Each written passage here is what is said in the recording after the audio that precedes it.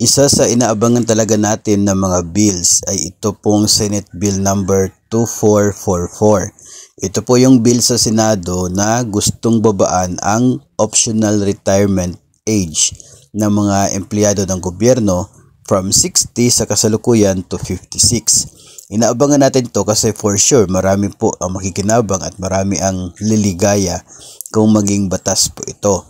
Kaya lamang since September 2023 ay pending sa second reading ang Senate Bill.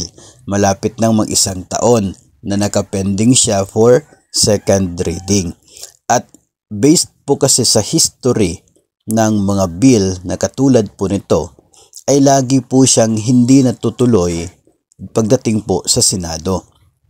Sa House of Representatives, kung titingnan po natin yung history coming from the 17th Congress, 18th Congress at ngayon sa 19th Congress, approve nila ang bill na babaan ang retirement age ng mga government personnel. 3 Congress na po sunod-sunod approve palagi sa House of Representatives. So pasado po sa kanila sa mga kongresista. Pagdating po dito sa Senado, sa 17th and 18th Congress, pare-pareho na pending in the committee ang bill na katulad nito.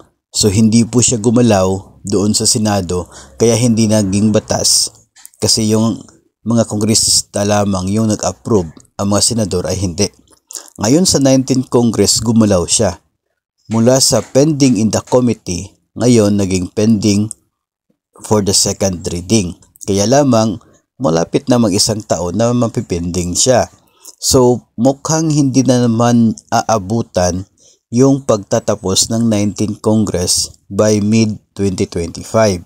So kung mangyayari po yun at hindi po magkaroon ng batas bago magtatapos ang kongresong ito, by 2025 ay back to the filing of bills na naman sa Senado at sa House of Representatives. So baka pang-apat na Congress yan na balik-balik ang bill na ito at hindi talaga maa-approve. So abangan natin yan kung ano po yung mangyayari. Malapit na kasi magtatapos itong kongresong ito, maihahabol ba na mga senador ang pag-approve dito sa bill na ito o kaya ay tuluyan ng magtatapos ang journey ng Senate Bill number 2444 dito sa pending in the second reading.